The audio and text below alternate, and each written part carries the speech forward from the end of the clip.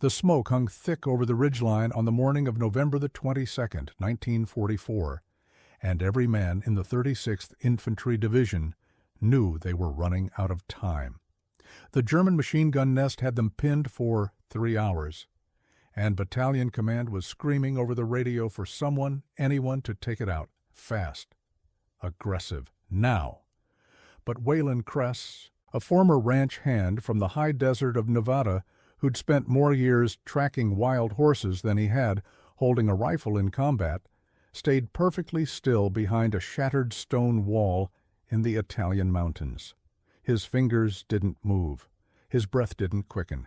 He simply watched, counted, and waited while his squad leader hissed orders to advance, while mortars shook the frozen earth beneath him, while every instinct the Army had drilled into him screamed to move, to shoot, to do something. And yet he waited. Because Waylon Kress understood something the officers back at headquarters did not. He understood that patience, the kind forged under endless Nevada skies while waiting for a skittish Mustang to reveal its path, was about to become the most dangerous weapon on that mountain. No one in Charlie Company knew that one man's refusal to rush would turn the tide of the battle for Monte Cassino, or that his act of quiet defiance would be studied in tactical manuals for decades to come, whispered about in barracks, and finally understood as the moment when slowness became victory. Waylon Kress had grown up in a place where rushing got you killed.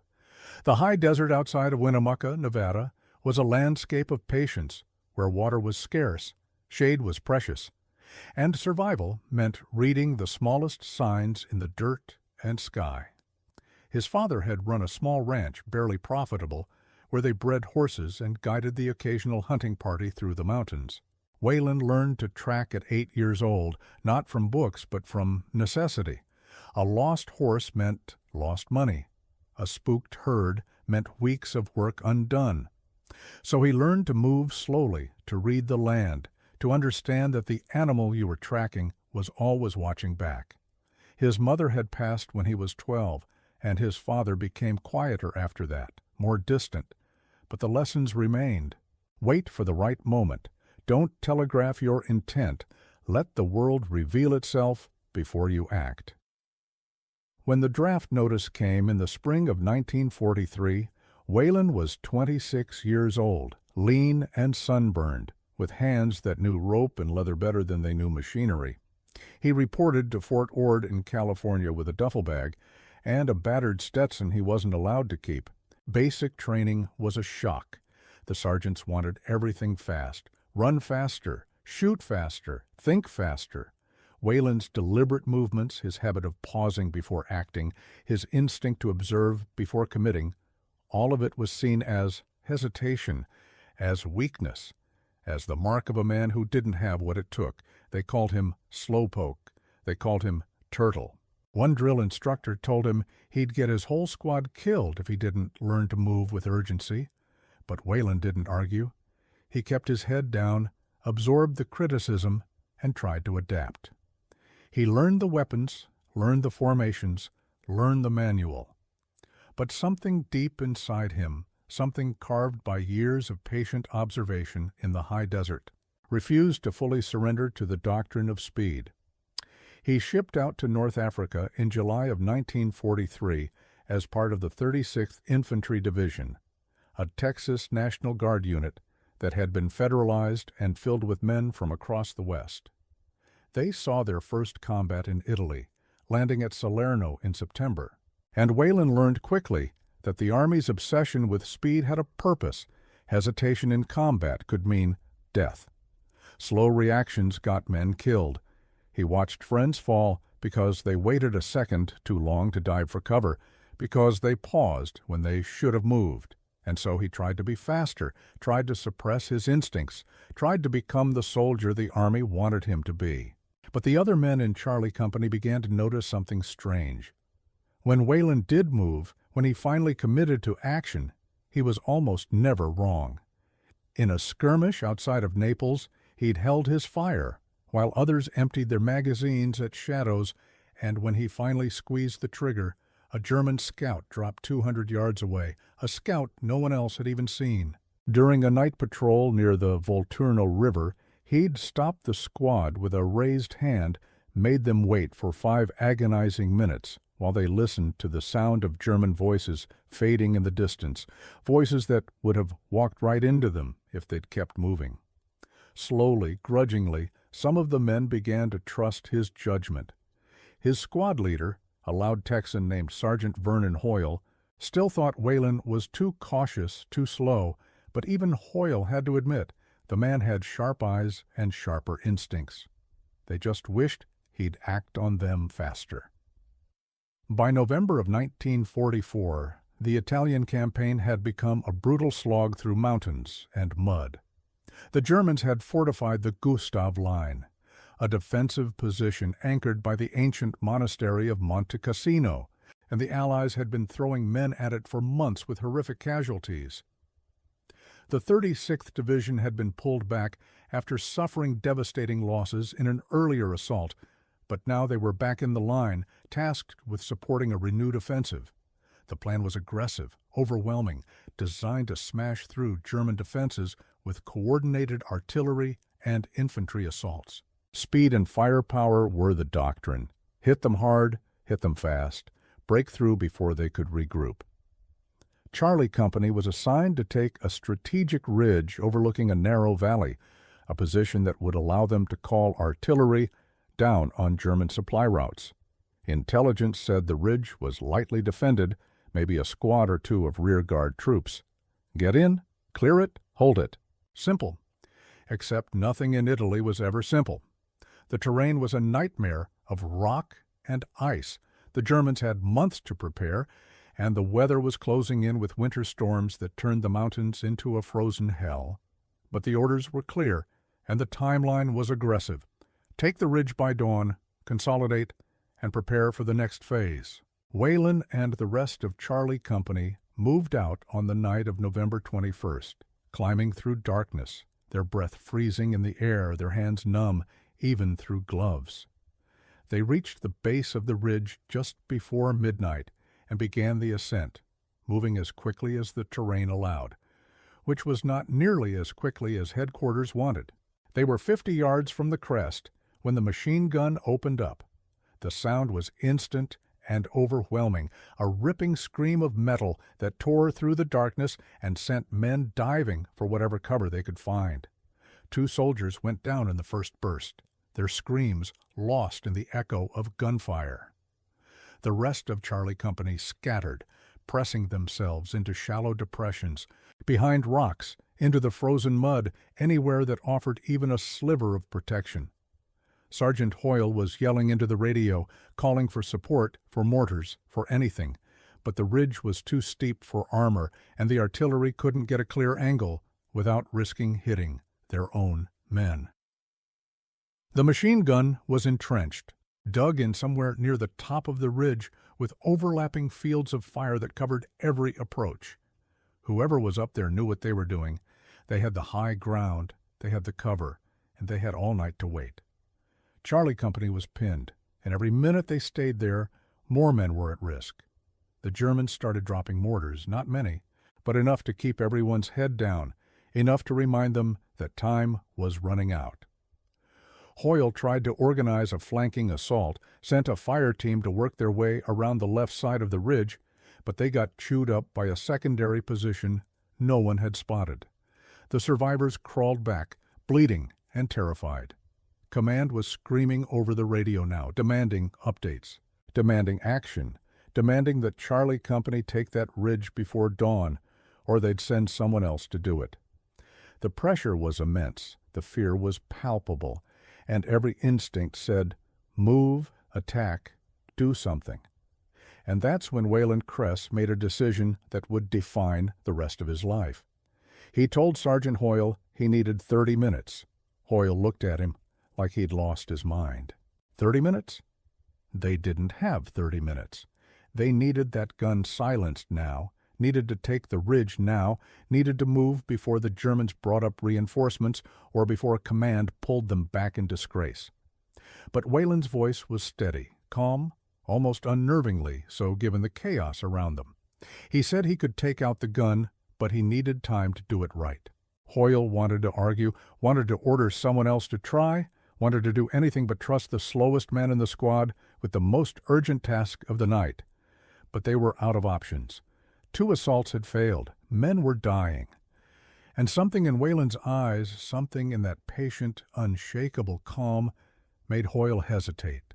He gave Whalen 20 minutes, not 30, and told him if he wasn't back by then, they were pulling out and calling in artillery on the whole damn ridge.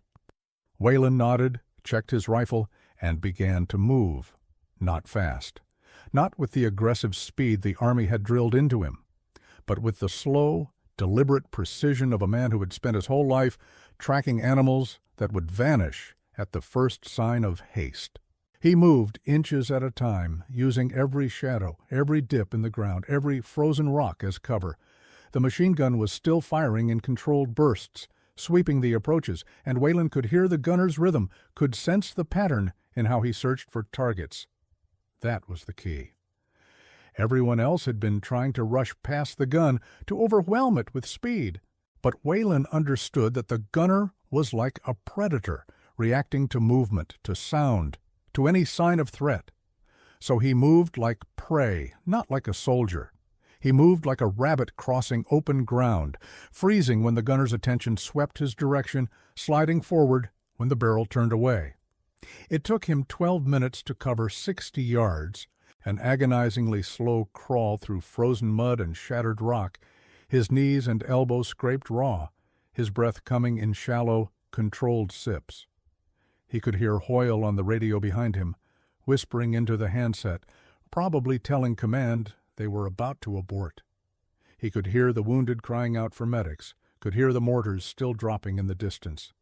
But he shut it all out, focused on the gun, on the rhythm, on the pattern. He watched the tracers arc through the darkness, watched where they converged, triangulated the position in his mind. The gunner was set up behind a reinforced stone wall, probably with at least one spotter and maybe a rifle team for close defense. A direct assault would be suicide, but Whalen wasn't planning a direct assault. He was planning to wait. He found a depression behind a large boulder, maybe 40 yards from the gun position, and he settled in. He rested his rifle on the rock, found a stable position, and then he did the thing that no one expected, the thing that went against every doctrine, every training manual, every instinct of modern warfare. He stopped moving entirely. He didn't shoot. He didn't advance. He simply waited and watched. Hoyle's voice crackled in his earpiece, frantic now, asking for a sit rep, asking what the hell he was doing. Whalen clicked the radio once to acknowledge, but didn't speak. He couldn't risk the sound. So he waited, his finger resting lightly on the trigger guard, his breathing slow and steady, his eyes locked on the machine gun position. And he counted. The gunner fired in bursts. 3 seconds of fire, then 4 seconds of silence while he searched for new targets. Then another burst, then silence. But every 7th or 8th burst there was a longer pause. Maybe 6 or 7 seconds while the gunner did something. Whalen couldn't be sure what. Maybe checked his ammunition belt, maybe communicated with his spotter, maybe just scanned the battlefield more carefully. That longer pause was the opening, but it wasn't reliable, and it wasn't predictable. Whalen needed to see it happen multiple times, needed to confirm the pattern, needed to be absolutely certain before he committed. So he waited. He watched the gunner fire 4 more bursts, counted the rhythm, and on the 5th sequence, there it was. The longer pause, 7 seconds. Then another standard burst, another pause, another burst. Then, on the 9th sequence, another 7-second gap. Whalen smiled, a thin, cold smile in the darkness. The pattern was real. Now he just needed to time it perfectly. He settled deeper into his position, adjusted his grip, and waited for the next long pause. The minutes stretched, and Hoyle was screaming now, his voice distorted by the radio, saying they were pulling back, saying the artillery was coming, saying, "Get the hell out of there." But Whalen didn't move. He waited. He counted. and when the gunner fired his 8th burst and fell into that longer pause, Waylon Kress exhaled slowly, let his body relax, and squeezed the trigger once. The shot rang out, sharp and clear in the cold mountain air, and the machine gun fell silent. For 3 heartbeats, nothing happened. The night seemed to hold its breath, the echoes of gunfire fading into an eerie stillness. Then chaos erupted. The German spotter started yelling, rifle fire cracked from the position, and Charlie Company, hearing the silence, began to advance. Waylon stayed exactly where he was, his rifle still trained on the position, and when a figure rose up behind the stone wall, trying to reach for the machine gun, he fired again. The figure dropped. Another German broke cover, running toward a secondary position, and Waylon tracked him smoothly, naturally, the way he'd tracked 100 fleeing horses across the Nevada desert, and put him down 30 yards from the nest. By then, Charlie Company was overrunning the position, grenades flying, rifles barking, and within minutes, the ridge was theirs. Waylon finally stood, his legs stiff from the cold and the stillness, and walked slowly back to where Hoyle was standing, staring at him with an expression caught between fury and disbelief. Hoyle wanted to yell at him, wanted to chew him out for ignoring orders, for taking so damn long, for scaring the hell out of everyone. But the ridge was theirs. The gun was silent, and out of 53 men in Charlie Company, only 2 had been killed in the initial burst, with 5 wounded. It could have been so much worse. It should have been so much worse. Hoyle looked at Waylon for a long moment, then just shook his head and turned away, muttering something about crazy cowboys and dumb luck. But it wasn't luck, and the other men knew it. They'd watched Waylon move, watched him wait, watched him do something none of them would have had the patience or the nerve to attempt. Private First Class Marcus Oleander, a farm kid from Oregon who'd been crouched behind a rock for 3 hours, convinced he was going to die. Later said he'd never seen anything like it. He said it was like watching a hunter, not a soldier, someone who understood that war wasn't always about speed, wasn't always about overwhelming force. Sometimes it was about reading your enemy, understanding their rhythm, and exploiting the one moment of vulnerability. Corporal Vincent Rourke, who'd been with the division since North Africa, wrote in a letter home that Waylon had saved their lives by doing the one thing the Army told you never to do, by being slow, by being patient, by refusing to rush. He wrote that he'd spent 2 years learning to be fast, to be aggressive, to attack with violence and speed, and then watched a cowboy from Nevada win a battle by sitting still. The story spread through the battalion, then through the division, whispered from foxhole to foxhole, embellished and retold until it took on an almost mythical quality. Command tried to keep it quiet at first because it was a story about disobedience, about ignoring orders, about a soldier who'd done things his own way instead of following doctrine. But the results were undeniable.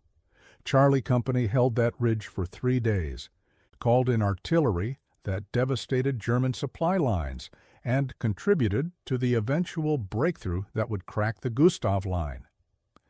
And it had cost them 7 men total across those 3 days, casualties that were astonishingly low given the ferocity of the fighting. The broader context of the Italian campaign made Waylon's actions even more significant. By late 1944, the Allies had been battering themselves against German defenses for over a year, suffering tens of thousands of casualties in a grinding war of attrition. The Battle of Monte Cassino alone would eventually claim 55,000 Allied casualties, a staggering number that reflected the brutal reality of fighting in mountainous terrain against a determined and well-prepared enemy. The Germans held every advantage: interior lines, prepared positions, and a defensive doctrine that maximized the effectiveness of machine guns and mortars. Allied doctrine, in contrast, emphasized speed and aggression, the idea that overwhelming firepower and rapid maneuver could break through any defense. It had worked in North Africa, had worked in Sicily, but in the mountains of Italy, it was bleeding the Allies white. Every ridge, every valley, every stone farmhouse became a killing ground, where American, British, and Commonwealth troops threw themselves forward with courage and determination, only to be cut down by machine guns they couldn't see and mortars they couldn't escape. The frustration among field commanders was palpable. They knew their men were brave, knew their equipment was good, knew their cause was just, but the mountains didn't care about any of that. The mountains demanded patience, demanded careful observation, demanded a willingness to wait for the right moment instead of simply attacking on schedule. But patience wasn't in the doctrine. Speed was, aggression was, and so men kept dying. Wayland's success on that ridge should have been a wake-up call, a signal that maybe the doctrine needed adjustment, that maybe there was value in the kind of careful, patient approach that he'd brought from his life as a cowboy and tracker. But armies don't change doctrine quickly, and certainly not based on the actions of one private in one company in one battle. The official after-action report credited the success to aggressive leadership and effective use of supporting fire, barely mentioning Wayland at all, except as one of the riflemen who'd participated in the assault. Sergeant Hoyle knew better, put Wayland in for a Bronze Star, but it got downgraded to a commendation because, in the words of one reviewing officer, the action didn't demonstrate sufficient initiative or aggressive spirit. Wayland didn't care. He'd never been chasing medals or recognition. He'd done what needed to be done the way he knew how to do it, and his squad had survived. That was enough. But the men who'd been there, the men who'd watched him work, they carried that lesson forward. They started to question the blind adherence to speed, started to look for moments where patience might serve them better than aggression. In small ways, in individual actions across dozens of battles, the story of the slow cowboy who won the fight began to influence how soldiers approached their missions, not officially, not in any way that would show up in doctrine or training manuals, but in the quiet spaces between orders, in the moments where men had to make their own decisions. Some of them remembered Wayland Cress and chose patience over haste. The fighting continued through the winter, brutal and unforgiving, and Charlie Company was rotated through the line multiple times, taking casualties, absorbing replacements, slowly transforming from the unit that had landed at Salerno into something harder, wiser, more cautious. Wayland became something of a legend within the company, the man you wanted on point during a patrol, the man whose instincts you trusted when everything else was chaos. He still moved slowly, still took his time, still drove some officers crazy with his deliberate pace, but now there were sergeants and lieutenants who understood why, who protected him from criticism, who gave him the space to work the way he worked. In January of 1945, during a reconnaissance patrol near the town of Lucca, Wayland's patience saved lives again. The patrol was supposed to scout a German position, mark it for artillery, and pull back. Standard stuff. But as they approached the target area, Wayland held up his hand, made them stop, made them wait. He'd seen something, or maybe sensed something. He could never quite articulate it. They waited for 15 minutes, crouched in the cold, while the lieutenant fumed and checked his watch and wondered if they should relieve Wayland of his position on point. Then a German patrol, 20 strong, walked directly through the area they'd been about to enter. If they'd kept moving, they would have walked right into an ambush. Instead, they waited, let the Germans pass, and completed their mission without firing a shot. The lieutenant, a green replacement who'd only been with the company for 2 weeks, asked Wayland afterward how he'd known. Wayland just shrugged and said the birds had gone quiet. The lieutenant thought he was joking, but the old hands in the squad knew he wasn't. The war in Europe ended in May of 1945, and the 36th Division was pulled back to occupation duty in Austria. Wayland spent the summer of 1945 processing German prisoners, maintaining checkpoints, and trying to make sense of a world that was suddenly quiet. He'd survived 20 months of combat, seen friends die, watched men braver than himself get cut down by random chance or bad luck or enemy fire. He carried wounds, mostly small ones, shrapnel scars on his leg, a burn on his hand from a hot weapons barrel, aches in his knees from all those hours spent crouched in frozen mud. But he'd survived, and in the strange arithmetic of war, that made him lucky. He was discharged in November of 1945 and shipped back to the States, processed through Fort Dix in New Jersey, and sent home with a duffel bag, a few medals he never wore, and a head full of memories he tried not to think about. He went back to Nevada, back to the ranch, back to the high desert and the endless sky. His father had aged badly in the years Wayland had been gone, and the ranch was struggling, barely holding on. So Wayland did what he'd always done. He put his head down, worked hard, and tried to make things right. He bred horses, guided hunting parties, tracked lost cattle, and lived quietly. He married in 1947 a woman named Lucinda who worked at the general store in Winnemucca and who'd known him before the war. They had 3 sons, raised them on the ranch, taught them to ride and track and understand the desert. Wayland almost never talked about the war, not to his wife, not to his sons, not to anyone. It wasn't that he was traumatized exactly, though he had nightmares sometimes, dreams of machine guns and frozen mud. It was more that the war felt like it belonged to a different person, someone he'd been for a while and then stopped being. But the story of what he'd done on that ridge near Monte Cassino didn't disappear. It circulated among veterans, told and retold, sometimes accurate, sometimes embellished. Marcus Oleander, the farm kid from Oregon, became a teacher after the war, and sometimes told the story to his students when they studied World War II, using it as an example of how individual courage and clear thinking could change the course of a battle. Vincent Rourke, the corporal who'd written about Wayland in his letters home, became a journalist and eventually wrote a long article for a veterans magazine in 1962, tracking down Wayland and interviewing him about that night. Wayland was reluctant to talk, uncomfortable with the attention, but Rourke was persistent, and eventually Wayland told him the story in simple, unadorned language, explaining that he'd just done what made sense, that he'd used the skills he'd learned tracking horses, that there wasn't anything particularly heroic about it. Rourke's article was titled "The Patient Rifleman," and it caught the attention of military historians who were beginning to re-examine the lessons of World War II. In the 1960s and 70s, as the United States found itself bogged down in Vietnam, there was a growing recognition that the aggressive, firepower-intensive doctrine that had worked in Europe wasn't always effective in different terrain against different enemies.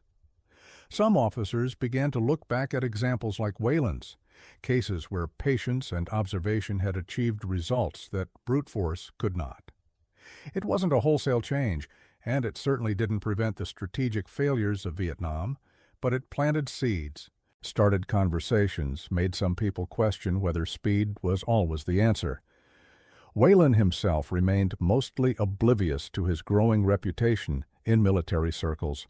He lived on his ranch, raised his family, and watched the world change around him. He saw his sons grow up, watched 2 of them leave Nevada for college and careers elsewhere, watched the 3rd stay and take over the ranch. He saw the Cold War come and go, saw America land on the moon, saw computers and cell phones and a dozen other changes that would have seemed like science fiction when he was young. He died in March of 1998 at the age of 81, in his own bed with his wife and children around him.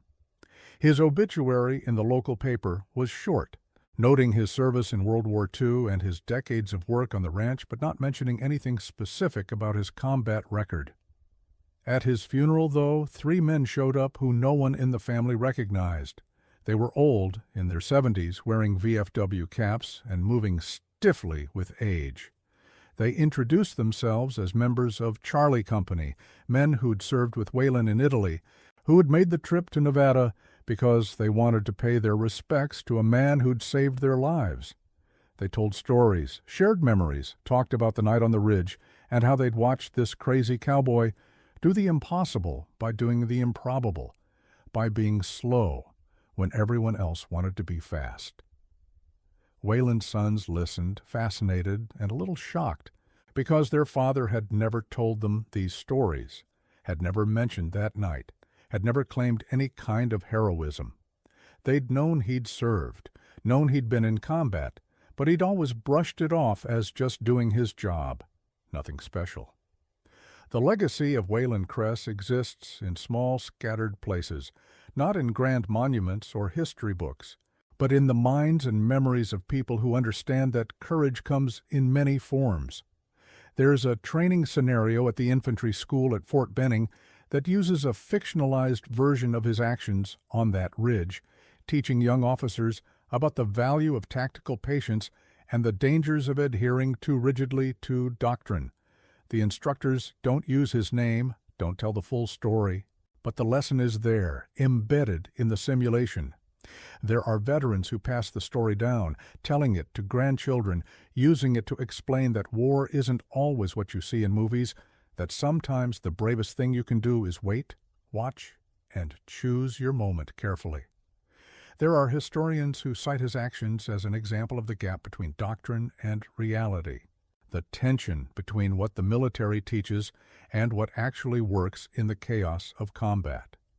And there are still men alive today, now in their 90s, who were there that night, who remember the cold and the fear and the sound of that machine gun cutting through the darkness, and who remember the moment it fell silent because one man had the patience to do things right instead of doing them fast. They remember, and they tell the story, and in that telling, Wayland Cress lives on. The truth is that modern warfare, for all its technology and sophistication, still comes down to individual human decisions made under pressure. Doctrine can guide you, training can prepare you, but in the moment when everything is chaos and death, you have to decide what to do. And sometimes the right choice is the one that goes against everything you've been taught. Wayland Cress understood that. He understood it because he'd learned it in a place far from any battlefield, in the high desert of Nevada where patience was survival and haste was death. He brought those lessons to war, carried them through training that tried to beat them out of him, held on to them when everyone around him said he was too slow, and then proved, in one frozen night on an Italian ridge, that sometimes slow wins, that sometimes patience is the most aggressive tactic available, that sometimes the cowboy who takes his time is the one who saves everyone else. The Army thought he was too slow. They were wrong. His patience didn't just win one fight. It changed how people thought about fighting.